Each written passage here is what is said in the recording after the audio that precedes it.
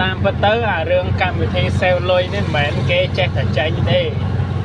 គេហៅតំណាងមានខ្ញុំមានពូរ៉ូមានមកសំអនអីទៅប្រជុំគ្នានៅហូតែលមួយនៅបឹងកេងកងហើយគេបង្ហាញថាទិន្នន័យភ្ញៀវរបស់ក្រុមហ៊ុនឥឡូវការធ្វើដំណើរធ្លាក់ចុះ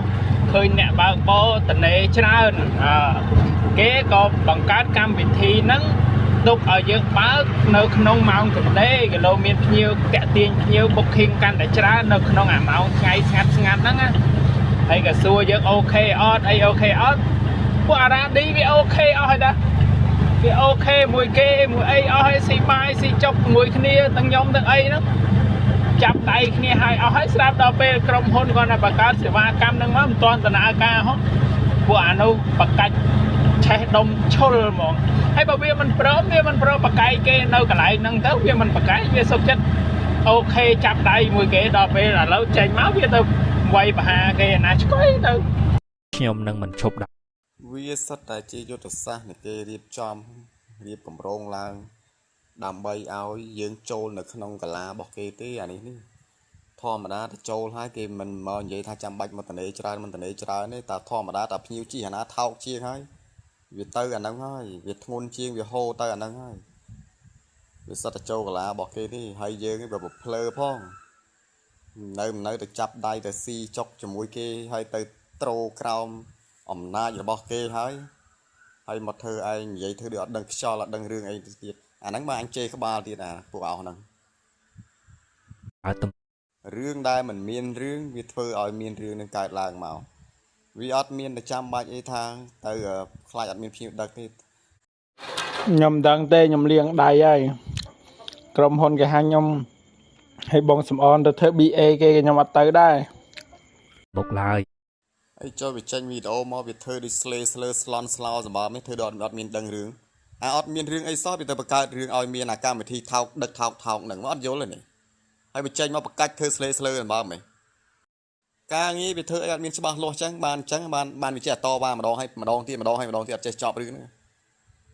មកចេញមកភ្លឺចុយម្ដាយហើយមកធ្វើឯងអ្នកដឹកនាំហើយមកអានេះវាមិនមែនខាតផលប្រយោជន៍តែវាមួយវាខាតទាំងអស់មនុស្សបងប្អូនយើងទាំងអស់ហ្មងខ្ញុំអត់ដឹងទេពីថ្ងៃនេះទៅខ្ញុំរឿងកង់3រឿងអីនេះខ្ញុំអត់និយាយអីទាំងអស់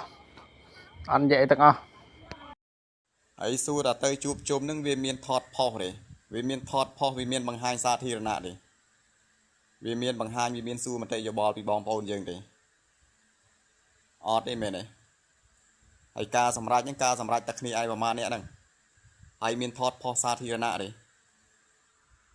មានសួរមតិយោបល់ពីបងប្អូនយើងសិនទេការជួបជុំកន្លែងណាក៏ដោយធ្វើអីកន្លែងណាក៏ដោយគេអត់ដែលសម្រេចតែក្នុងពេល1វិនាទី1ផ្លេតហ្នឹងទេជួបជុំជាមួយនឹងឯងក្នុងថ្ងៃហ្នឹងម៉ោងហ្នឹងស្អែកបានគេផ្ដល់ជាមតិយោបល់គេទៅសួរបងប្អូនគេនៅខាងក្រោយសិន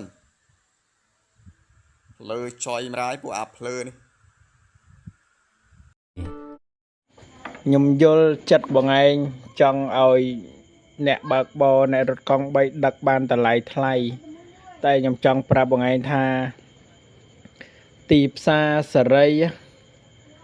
តាពេលរបស់វាកោជើងច្រើនដូចកង់3រងៃអញ្ចឹងគេហៅថាកោជើងគ្នាដឹងតែវាចុះថោកហើយតម្លៃវាអត់ថ្លៃទេគប់ផ្សំជាមួយនឹងអ្នកជិះអ្នកអីហ្នឹងគេមានហើយឯងនេះថ្ងៃមិញហ្នឹងប៊ីសនឹងចេញវីដេអូឲ្យបងប្អូនយើងក្រោកឡើងតបដោយសារតែចំណុចទាំងអស់ហ្នឹងហើយសំណាងល្អឲ្យអត់ទាន់ចេញទោះបីជាជីវិតដើរយឺតក៏ដោយព្រោះការអាហ្នឹងខ្ញុំឲ្យយោបល់ទៅក្រុមហ៊ុននេះតើចង់ឲ្យបញ្ចប់រឿងឲ្យចុះកម្រៃ